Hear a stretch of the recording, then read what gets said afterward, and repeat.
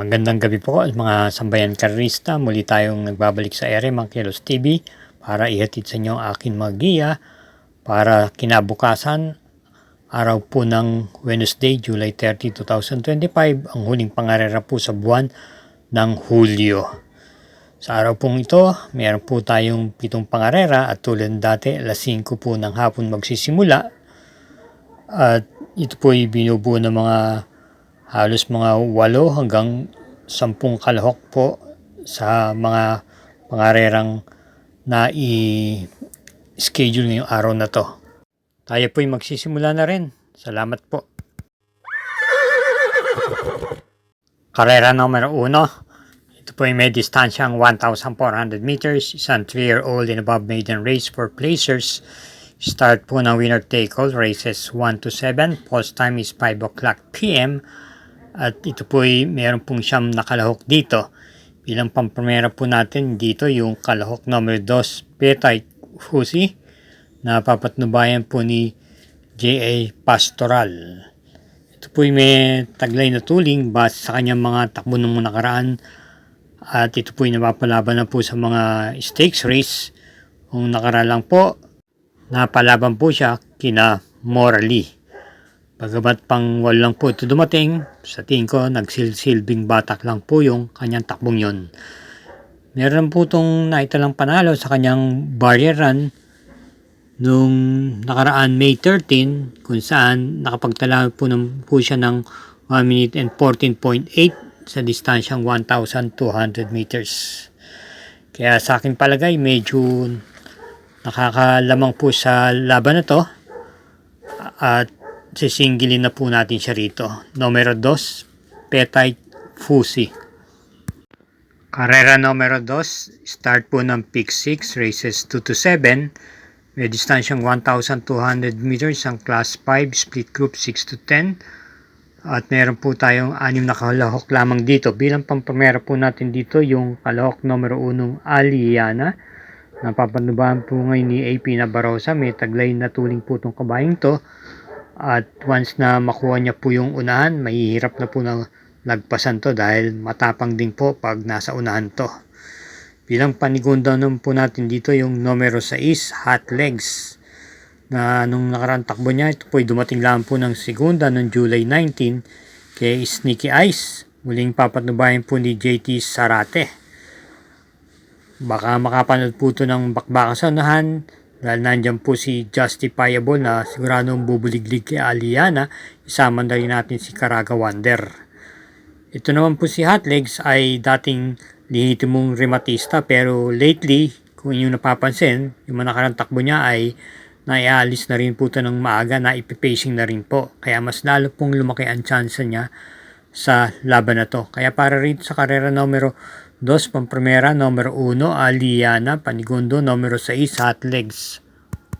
Karera numero 3, isang 3-year-old group 6 race for non-placers at start po ng Peak 5, races 3 to 7, distance 1,400 meters, 7 entries. Pamprimera po natin dito, yung madidihando pa yung numero 5, Security Insight.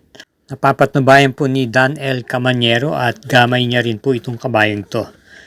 Itong nakaraan huling takbo niya sa stakes race, ito po ay dumating lamang po ng 5th pwesto noong July 13 kay El Haleo. At nitong last April 15 na tersera pwesto naman po ito kay Lilibel at na segundong Tasha. Pero may magandang panalo po ito noong March 19 pa po, kung saan ito po ay nanalo po ng dihado at tinalo niya po sila M. Butterfly at Super Dancer. Ito naman po ay pwede pong i-pacing. Bilang panigunda naman po natin dito yung numero 2, Beyond Compare, na may taglay pong tuling to. At sigurado, siya na rin po kaagad ang kukuha ng unang lundag dito sa pagbukas ng aparato. Ito po ipapatnubayan po ni JPA Guse. Nung nakaraan po ay medyo mabigat lang po ang kanyang nakakalaban. Halos mga imported horse. Kaya sa laban na to ay lumaki po ang tsansa niyang manalo rito. Bilang panersera po natin dito, isama po natin dito yung kalahok numero 4 Supreme Dynasty. Napapanabayan naman po ni J.A. Guse. May remati po itong kabayang to, pero nung huling takbo niya, maganda lang po ang kanyang ikinilos at nasa pangalawang pwesto po kaagad. At pagsabit po ng diretsahan, siya na po ang nangunguna. Medyo kinapos nga lang po at dumating lamang po ng segunda pwesto. Kaya para rito sa karera numero 2, pamprimera yung kalahok numero 5 Security Insight, panigundo yung numero 2 Beyond Compare at panersera yung numero 4 Supreme Dynasty. Karera numero 4, start po ng Peak 4, races 4 to 7, isang Class 5, Group 5 for non-placers, may distansyang 1,200 meters with 8 entries. Pamprimera po natin dito yung dramatic numero 5, 7 of Diamonds, na gamay po naman ni J.D. Flores. Ito po hindi nawawala sa timbangan at may taglay pong malakas na remate ito pag sungaw po ng rekta. At medyo bumaba na rin po ito ng pagkakagrupo. Panigundo po natin dito yung kalahok numero 6 Jisong, napapatnubayan po ni RJ Tabor. Itong nakaraan po ay dumating lamang po ito ng pang-anim na pwesto sa kanyang kakwadrang I Love Mati na ipipacing at may taglay din po naman itong remate. At bilang panersera po natin dito, isama po natin yung kalahok numero 4 Double Strike sa likuran po ng gagaling na kwarto pwesto naman po nung last July 18 kay Street Magic.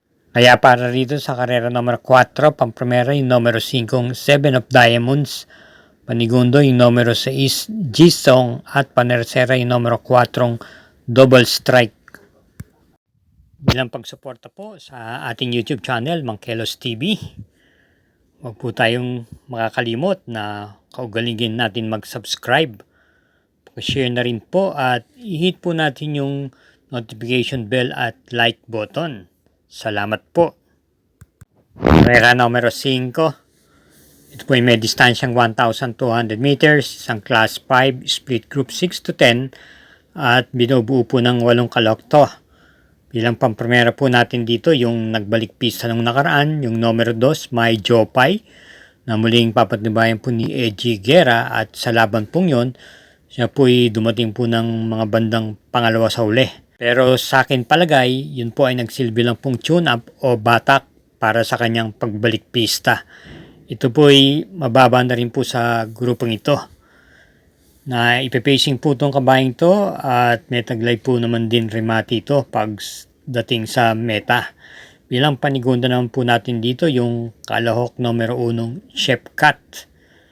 Ito po ay di nawawala po sa mga kwarto o tersera pwesto pagbukas ng aparato na ipipacing po ito. At nung nakaraan lang po ito ay dumating ng tersera pwesto at rendan po muli siya ni AP Nabarosa. Bilang pandansera po natin yung kalahok numero 3, Tanging Ikaw, DL Camanyer po ang renda. Noong last July 18, pampito lang po ito dumating kung saan siya po ay nasigundo lemado sa kabayong nanalong Super Spunky. May tulong din po itong kabayong to at pwede rin pong isunod-sunod lamang. At kung atin pagmamastan noong last July 18, ito po ay nanatili sa pampitong pwesto hanggang sumapit po ng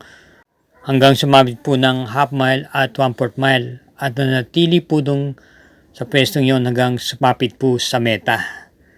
Kaya manmanan po natin to, baka tsumechempo lang po ito. Kaya para rito sa karera numero 5, pamprimera yung kalahok numero 2 May Jopay, panigundo yung numero 1 Chef Cat at panersera yung numero 3 Tanging Ikaw. Karera numero 6, penultimate race. May distansyang 1,200 meters, isang Class 5, Group 5, split for placers at meron po tayong pentapekta rito. Ito po ay merong 8 kalahok na magsisi pagtunggali sa grupo ito. At bilang pamprimera po natin dito yung kalahok numero 3, Naughty Angel, na muling rendan po ni CS Pare Jr. Itong nakaraan huling takbo niya ay maganda na po ang kanyang inikilos. Nung una, siya po ay dumating ng tercera pwesto. Samantalang ng pinakahuling takbo niya, nitong July 16, ito po naman ay nasegundo pwesto kay Gis Colt. May taglay pong tuling itong kabayang to at pwede rin naman po itong i-pacing lamang. At bilang panigunda naman po natin dito yung numero 5 Angyare na kakwadra po ni Naughty Angel. Ito po ay nasigunda pwesto naman po ng malakas nung last July 18 kay Street Magic. At rendahan po siya ngayon ni Dan L. Camanero. Panersera po natin dito yung kalok numero 6, Double Happiness. Papatnubayan po ni GL Shego Jr. Tuling po ito at baka siya na rin po ang isa sa magdala ng marcha sa unahan dito. Bagamat nandyan po si Winston Maxine at Kindra at gayon din naman po yung numero 2 Beyond Smart. Pero pwede naman po siyang i-pacing lamang. Ito po yung nung last July 11, dumating po ito ng pang-ani na pwesto lamang kay Swakto Power Duo at nung June 27, na kwarto pwesto naman po siya kay Ligiron.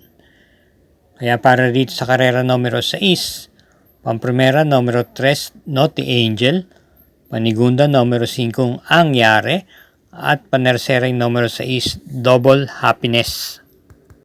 Karera numero 7, last daily double, paratingan po ng winner take all, pick 6, pick 5 at pick 4. At ito po ay merong super 6 na nakapaloob po rito.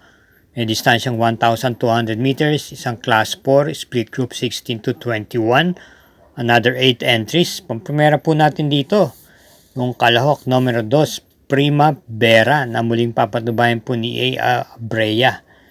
Nung last June 21, may kabigatan lang po ang laban niya. Dumating lamang po ito ng pang-anim na pwesto sa nanalong imported horse Salacious at yung pa rin imported horse na Frugality na segunda at na tersera na Glinamon na halos puro imported horse at na pang-anim na pwesto lamang po siya. Ito po ay merimati po itong kabayang to at hindi naman po sa tingin ko masyado mabilis ang ere kaya binibigyan po natin ng malaking chance ito rito. At yun pong panigundo rito yung derimating number 8 yung Batang Kangkalu na may taglay po talagang rimati itong kabayang to sa likuran ng gagaling at gamay po ni JT Pabilik to. Nung huling tapo niyan yung last July 19, dumating lamang po ito ng quinto pwesto kay Boss Lady. At nung July 13, may naitalat po itong panalo kung saan tinalo niya po si Animo Lasal. Kaya muli, para rito sa karera numero 7, pamprimera yung kalok numero 2, Primavera, panigundo yung numero 8, Batang Kangkalu. Ayun na po, mga katrokis at sampay ng karista. Good luck po sa inyong pagdilibang sa Miyerkules. Again, thank you for watching. At hinay-hinay lang po sa paglilibang. Ingat po lagi sa ating pag-uwi.